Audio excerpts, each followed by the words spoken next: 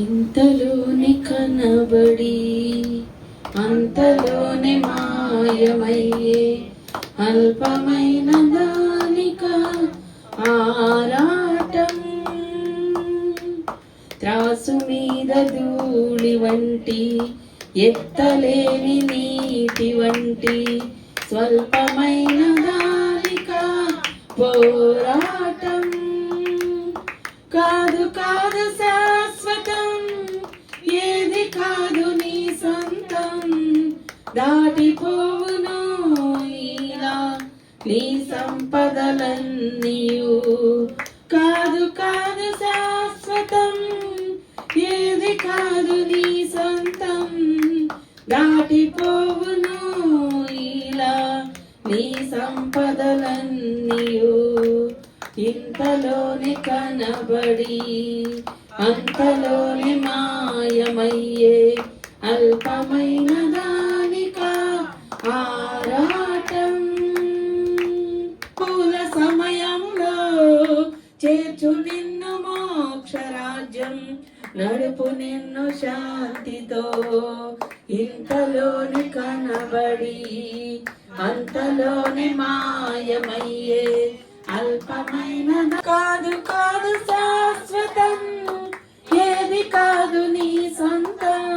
మన్నే కదయ్యా మన్నే కదయ్యా మన్నే కదయ్యా మహిలోని ఆత్మజ్యోతి తప్ప. మహిలోనిదంత మన్నే కదయ్యా, మహిలోని ఆత్మజ్యోతి తప్ప. మహిలోనిదంత మన్నే కదయ్యా, మన్నే కదయ్యా మన్నే కదయ్యా మన్నే కదయ్యా మన్నే కదయ్యా అయ్యా మన్నే కదయ్యా మన్నే కదయ్యా మన్నే కదయ్యా మహిలోని ఆత్మజ్యోతి తప్ప. మహిలోనిదంత మన్నే కదయ్యా, మహిలోని ఆత్మజ్యోతి తప్ప. చేరాలనే నా తాపత్రయం, పరలోకమే నా తాపత్రయం. యేసుదేవరా కనికరించవా, దారి చూపవా. యేసుదేవ దారి చూపవా. చేరాలనే నా తాపత్రయం.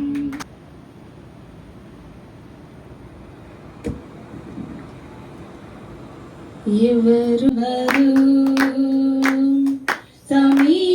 సమీపించలేని తేజస్సుతో నివసించు నా యేసయ్యా. నీ మహిమను ధరించిన పరిశుద్ధులు నా కంట పడగానే. నీ మహిమను ధరించిన పరిశుద్ధులు నా కంట పడగానే. ఏమౌదునో నేనేమౌదునో, ఏమౌదునో నేనేమౌదునో, ఏమౌదునో నా కాపరి నీవై నన్నాదుకొంటివి. ఆపదలో నన్ను వెన్నంటి ఉన్నా నా కాపరి నీవై నందరు చేయవు. నా కర్తవు అనాథునిగా విడువవు. నీ తోడు నాకుండగా ఒంటరిని కానెన్నడు. నీ తోడు నాకుండగా ఒంటరిని కానెన్నడు. ఆదరణ కర్తవు అనాథనిగా విడువవు. ఆదరణ కర్తవు అనాథునిగా విడువవు. నా తోడు ఉన్నావయ్యా, నాకు భయమేలనాయ గుండె గాయములు అపవాది కోరలు కోరుచుండ ప్రాణమును నీ బలిపీఠము చెంత నాకు చోటు నీయమా ఆలకించుమా ఒంటరి తెలిసి చేసి తిని ఎన్నెన్నవు నా దోషములు తెలిసి తలచి చూచిన అరగవు నా దోషములు నీ ఆత్మను కోల్పోయిన హీనుడును ఆలకించుమా ఆదరించుమా ఆలకించుమా ఒక రోజుని మరి జ్ఞాపకం చేసుకుంటూ మరి ఏర్పాటు చేసిన ఈ జ్ఞాపకార్థ కొడుకులో మిగిలిన విడవబడిన భూమి మీద విడవబడిన కుటుంబము ఆదరణ కొరకు మరి వారు మరి రక్షణ కొరకు ఈ కుటుంబము కొరకు ఓదార్పు కొరకు దేవుని యొక్క సహాయము కొరకు దేవుని కృప కొరకు మనందరం కూడా ప్రార్థన చేద్దాం. రాణమ్మ గారి గురించి మరి ప్రార్థన చేయండి. తండ్రి నాయన మరి ఆ కుమారుడైతే మరి బ్రతికిన రోజుల్లో నిన్ను ఎరుగుట నిన్ను తెలుసుకునుట తండ్రి మరి ఎంతగానో మరి శ్రద్ధ కలిగి తన భర్త మీద ప్రేమతో గౌరవంతో తండ్రి నాయన తన భర్త పేరు మీద సువార్తని ప్రకటిస్తున్నా తండ్రి ఈ కుమార్తెను రాణమ్మ గారిని బట్టి నీకు స్తోత్రాలు చెల్లిస్తున్నాను నాయన తండ్రి ఇలా ఈ రీతిగా నీతి మంత్రి జ్ఞాపకం ప్రభావాలు ఆరోపించుకుని మరి యేసు నామములో ప్రార్థిస్తున్నాము తండ్రి. కొంచెం చేసుకుంటూ మరి 2 మాటలు మరి రాణమ్మ గారు మాట్లాడతారండి.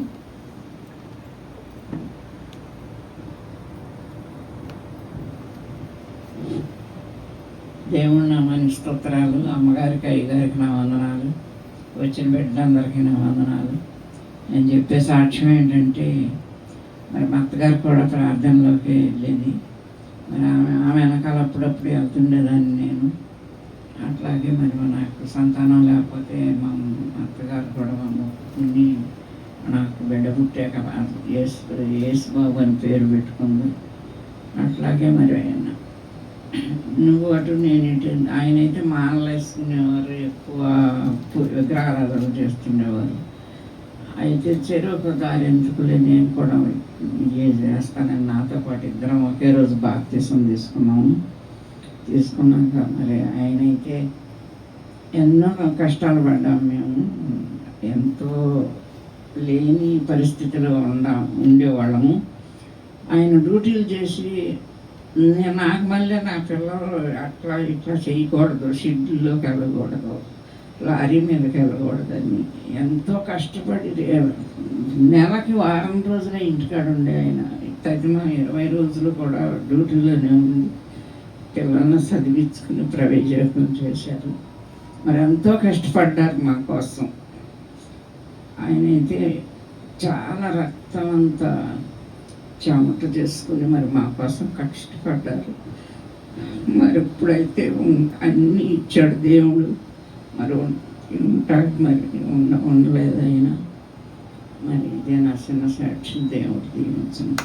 నిజంగా తను దేవుడుని ఎరగకపోయినప్పటికీ మరి వాళ్ళ అమ్మగారు మీ అత్తగారు బాప్తీసం తీసుకొని దేవుడిని ఎరిగి మరి ఆమె దేవుడిని నమ్ముకోబట్టి మరి కోడలు కూడా మరి దేవుణ్ణి నమ్ముకుంది. మరి తనను బట్టి తన భార్యను బట్టి తను కూడా విశ్వాసంలో ఉండడం అనేది గొప్ప విషయం. ఎందుకంటే కొంతమంది అభ్యంతరం చేసే వాళ్ళు ఉంటారు, నువ్వెందుకు మానేసేయని. కానీ మరి మరి సత్యనారాయణ గారు మంచి వ్యక్తి అని నేను అనుకుంటున్నాను.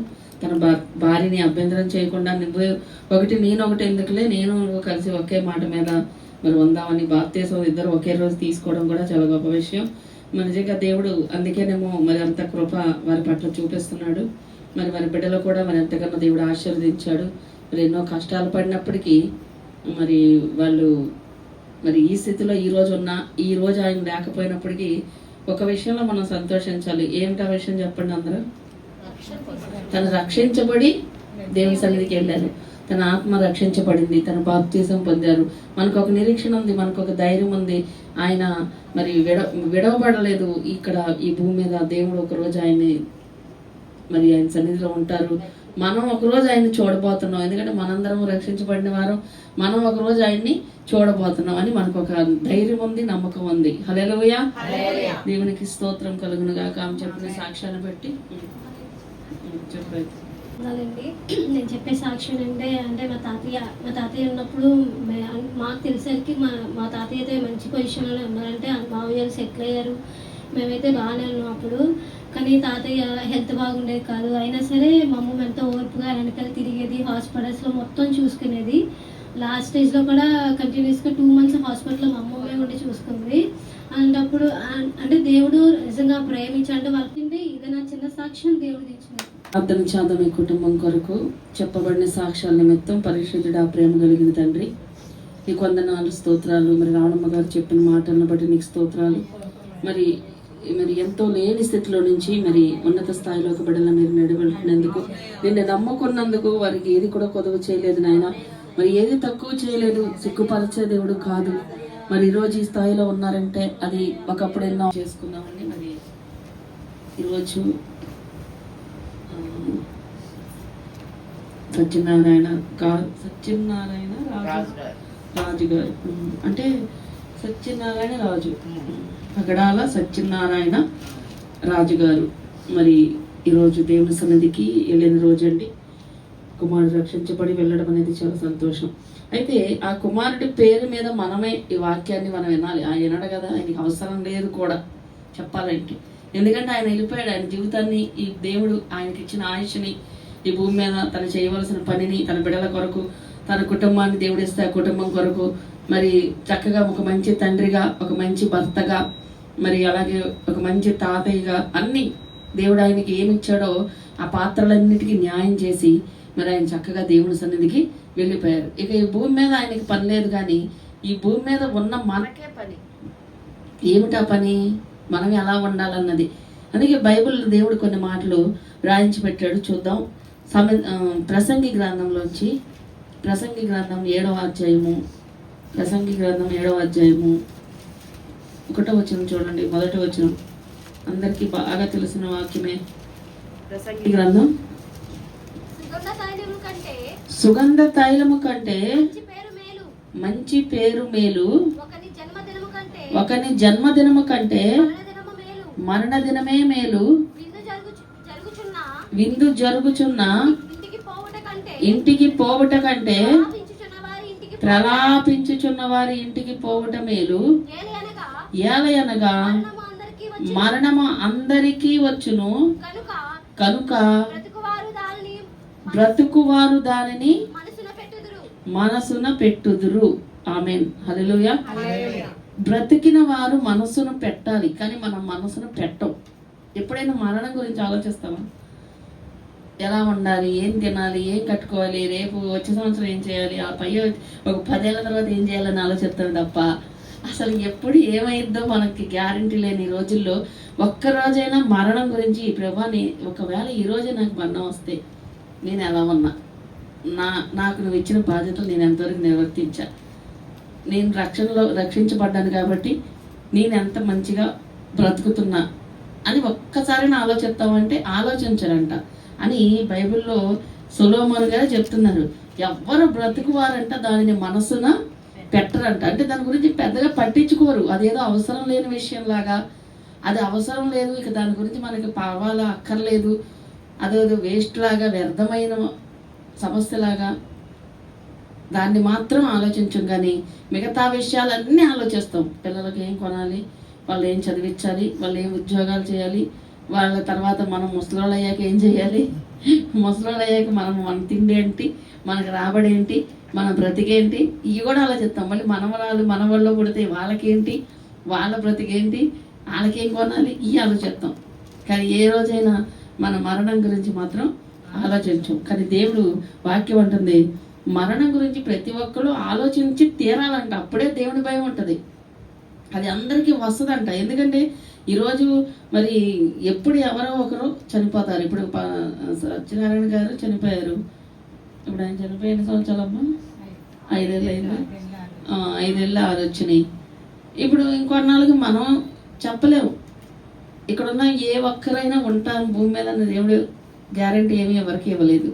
అందరూ రాజులైనా, మంత్రులైనా, బలవంతులైనా, ఆరోగ్యవంతులైనా, అడుపు తినేవారైనా, బుద్ధిహీనులైనా, ఎలాంటి వారైనా ఈ భూమిని విడిచిపెట్టి వెళ్ళాల్సిందే. హల్లెలూయా. అలాంటప్పుడు మనం మరి ఏం చేయాలి? దేవుడు మనల్ని పుట్టించినందుకు మనం ఎందుకు పుట్టించాడు? మనం ఏం చేయాలి? దేవుడి యొక్క ఉద్దేశం ఏంటి అంటే, సుగంధ తైలము కంటే మంచి పేరు మేలు, ఒకని జన్మదినము కంటే మరణ దినమే మేలు. మనం పుట్టినరోజులు చేసుకుంటాం కానీ మరణ దినాలు జనరల్ చేసుకోమంటున్నాడు ఇక్కడ దేవుడు. ఎందుకని? మరణాన్ని లక్ష్య పెట్టాలంట.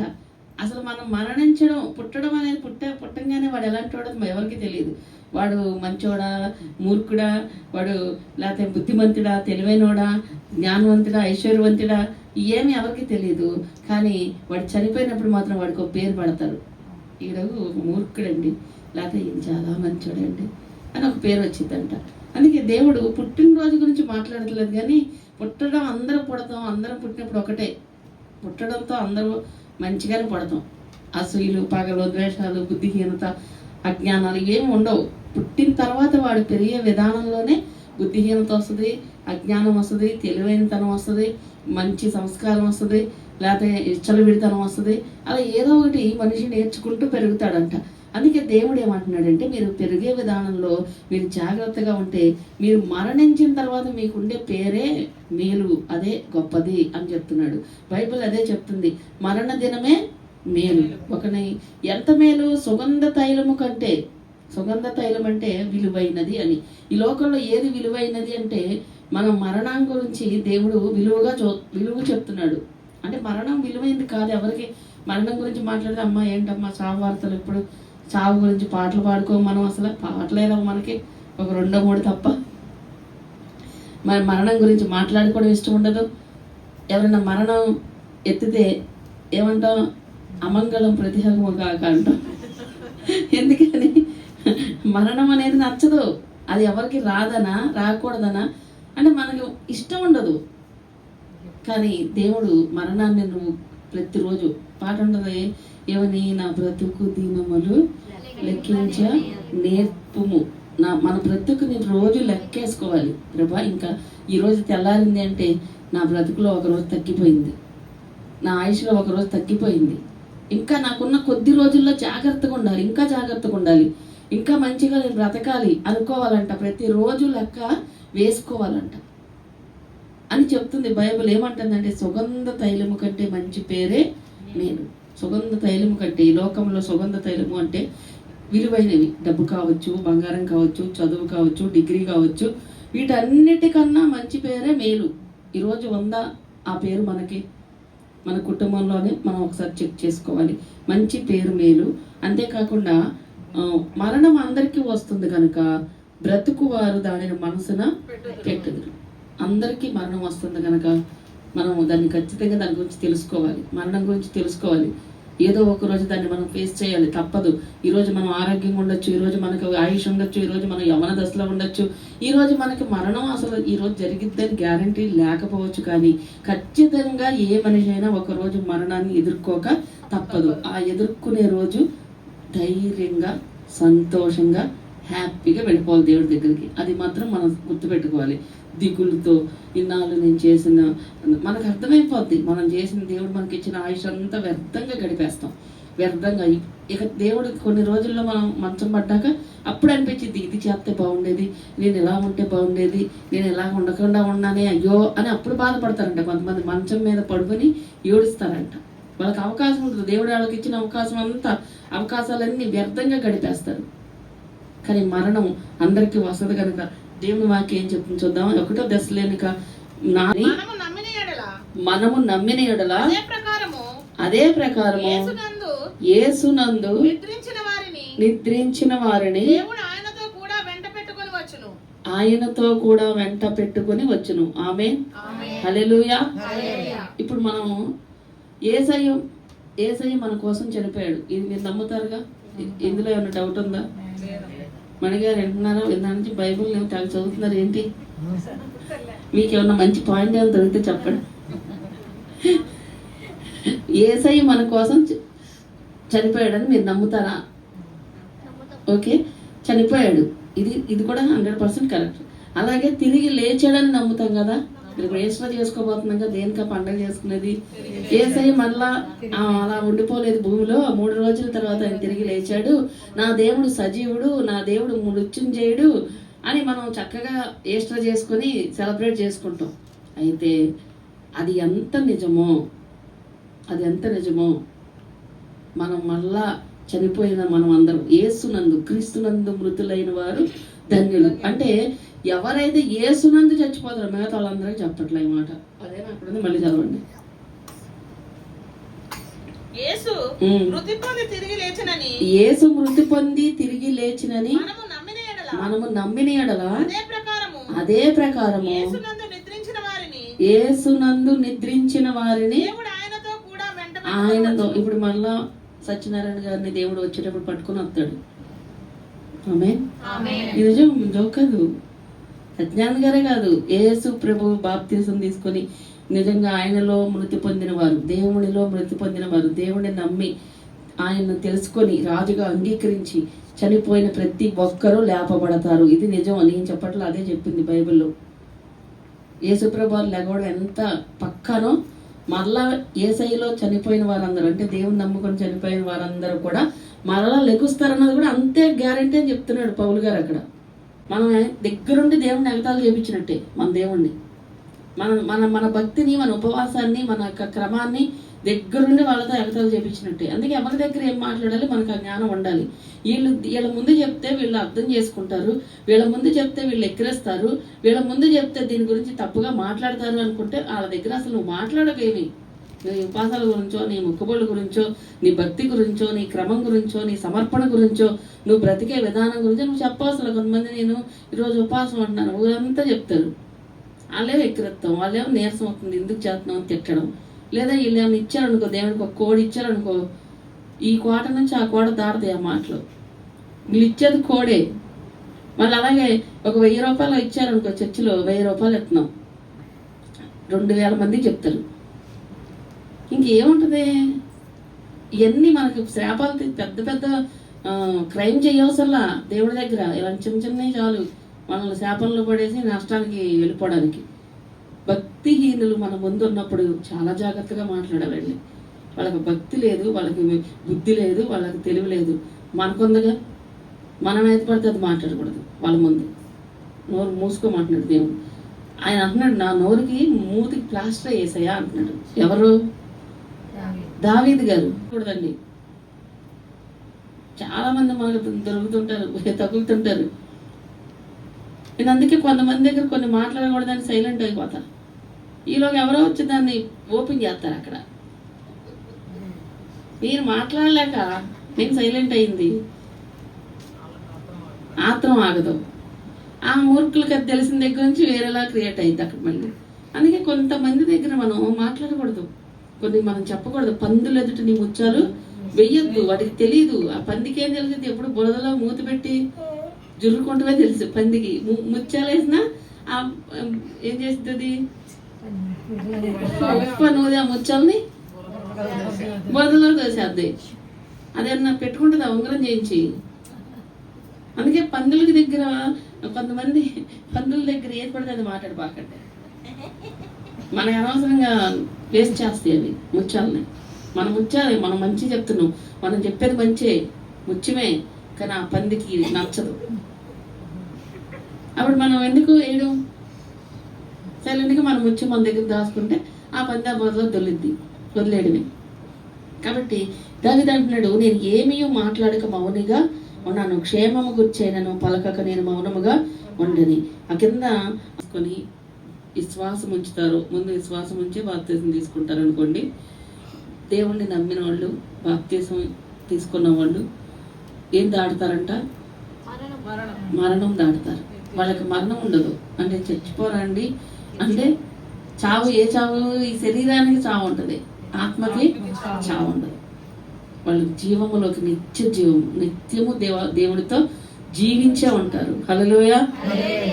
సత్యనారాయణ గారు మరి ఆ కుమారుడిని మీరు తీసుకొని మరి నాయన మీరు తీసుకొని వెళ్ళినప్పటికీ నీ పేరు మీద ఆయన పేరు మీద ప్రతి సంవత్సరం కూడా ఇలా సువార్త మరి తండ్రి నాయన ఎలా ఉండాలి, మా బ్రతుకులు ఎలా కట్టుకోవాలి, మేము ఎలా ఉండాలి అనే దాని గురించి మరి నాయన నీ వాక్యాన్ని వినిపించడానికి బిడ్డలు ఆయన సంఘ ప్రార్థన మీరు అంగీకరించండి ప్రభా. ఈ కుటుంబాన్ని మీరు దీవించండి నాయన.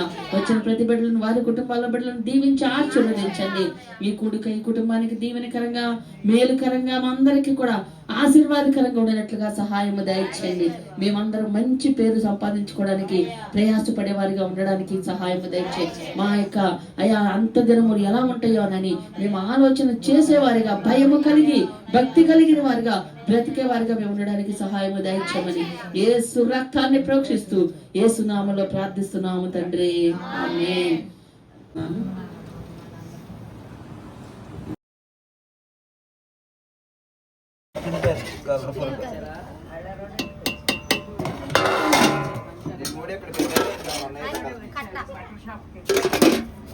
కట్ట పెరుగు చట్నీ కూడా ఉంది. లోపల వేసేయండి. అన్నీ నీకు ఇచ్చాను క్లాస్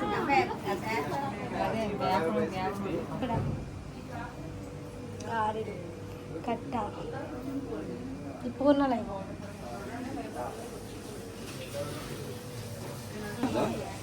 అది కూడా వద్దు, నేను లోపల బీరో కింద కవర్ పెట్టాము.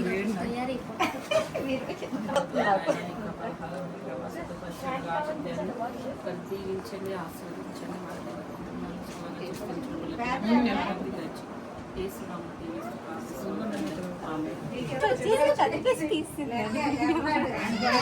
ఇదిగోండి నేను వేసాను. మీరు ఎవరన్నా ఉంటారు స్పెషల్ చాలానే ఉన్నాయిగా. గోంగూర, చికెన్ కర్రీ, లైట్గా బగారా రైస్, పూర్ణం, గారి, కట్ట, పెరుగు చట్నీ లోపల వేసేస్తారు.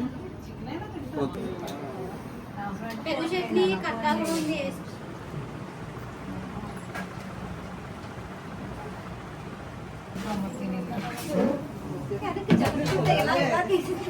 మొహం